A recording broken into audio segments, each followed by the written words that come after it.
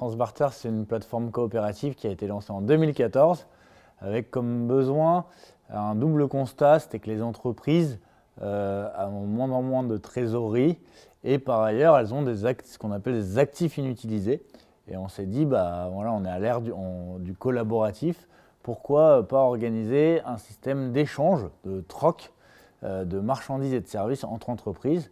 Donc on a fait tout un travail de terrain depuis 2014 pour aller au-devant de dirigeants de TPE, PME, leur demander de rejoindre le réseau en renseignant leurs offres, ce qu'ils proposaient, les offres commerciales, mais aussi des actifs inutilisés, si au sein de leur entreprise ils ont des compétences ou des ressources qu'ils n'utilisent pas et qu'ils veulent mutualiser en les mettant à disposition de la communauté.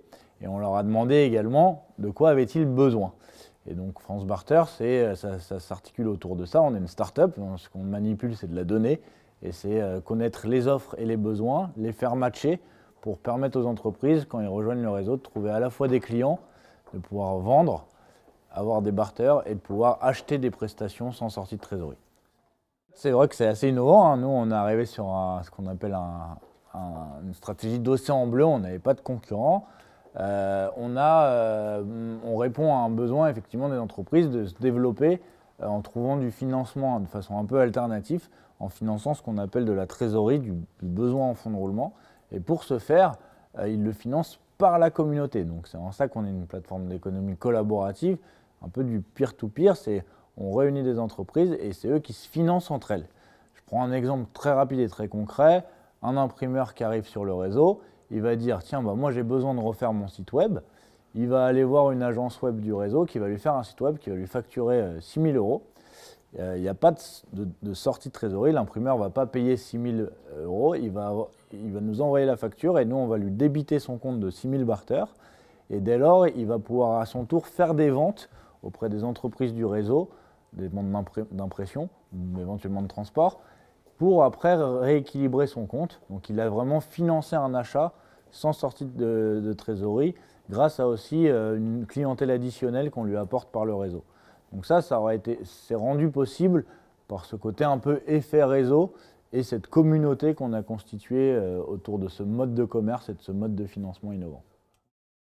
On se revendique de ce mouvement très large qui est de l'économie collaborative, qui est rendu possible justement grâce aux nouveaux acteurs du web et au fait de créer une communauté et de créer un nouvel usage. Donc nous, c'est clairement ce qu'on fait. On crée une communauté B2B, une communauté d'entreprise, et on crée un nouvel usage qui est une façon de commercer, une façon de travailler, de troquer, qui est rendu possible uniquement parce qu'on a un réseau identifié d'acteurs. On est tenu aux mêmes contraintes et objectifs que les acteurs de l'économie collaborative, c'est d'avoir une masse critique importante. Au début, quand on a commencé, on n'avait que peu d'entreprises, donc c'était très difficile de trouver le bon matching et d'asseoir un flux transactionnel sur le réseau. Ce qu'on a découvert en discutant avec les entreprises, c'est qu'elles avaient besoin d'un sentiment d'appartenance un peu plus fort. Elles étaient assez timides au simple fait de souscrire au service d'une start-up, en se disant mais attendez, après si je me mets à avoir des barters qui me disent que du jour au lendemain vous serez toujours là pour assurer une pérennité de service. Toute cette notion de pérennité, de transparence, de confiance et d'implication, quand on l'a mis un peu au shaker, on s'est rendu compte qu'on avait comme plus gros actif dans notre démarche cette fameuse base de clients et ce fameux communauté et réseau qu'on allait constituer. Donc on s'est dit pourquoi pas l'impliquer au capital.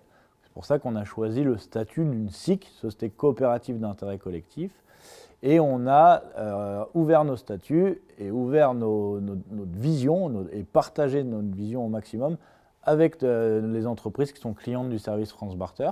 Donc toutes les entreprises qui rejoignent le réseau deviennent sociétaires de la coopérative et de ce fait, elles sont invitées aux assemblées générales, on leur fait part de la stratégie mise en place, ce qui est pour eux extrêmement rassurant, ce qui est gage de confiance, d'implication. Et ça, pour nous, c'est assez fondamental parce que je pense que, notamment dans le B2B, qui est un marché très spécifique, il y a un besoin d'humain, il y a un besoin d'accompagnement et le statut de coopérative aide vraiment à cela. Et un dernier point qui est assez important, c'est que nous, on était sur un marché, comme j'ai dit, d'océan bleu, avec une vision assez long-termiste. On s'est dit, on va avancer à notre rythme, on va faire une croissance organique, affilier des entreprises, etc. Et pour ça, le statut de coopérative aide beaucoup parce que vous ouvrez votre capital, donc vous pouvez aussi faire entrer des partenaires financiers, nous en l'occurrence des banques, qui nous ont bien aidés dans notre développement. Et aussi, il y a une partie des réserves, des résultats qui est mis en réserve légale indivisible impartageable, donc qui assure la pérennité long terme de la coopérative. Quand une entreprise rejoint le réseau, elle va, donc ça c'est vraiment le fonctionnement propre du barter, elle va définir ses offres commerciales et ses besoins. Et nous, on a un algorithme qui prend le relais à un moment donné et qui va calculer son potentiel de vente. Puisque en fait, voilà, son offre va être matchée avec des besoins d'entreprise. Donc si on prend le cas de notre imprimeur, on va voir qu'il y a 25 demandes en attente sur des travaux d'impression. Ça calcule son potentiel de vente et dès lors, ça lui alloue ou pas un découvert barter, c'est-à-dire une capacité d'acheter avant même d'avoir réalisé ses premières ventes. Si on est sur une offre qui est très prisée sur le réseau, on va lui permettre de faire plus d'achats parce qu'on sait qu'il aura toujours des clients additionnels et qu'il pourra toujours compenser ses achats par des ventes.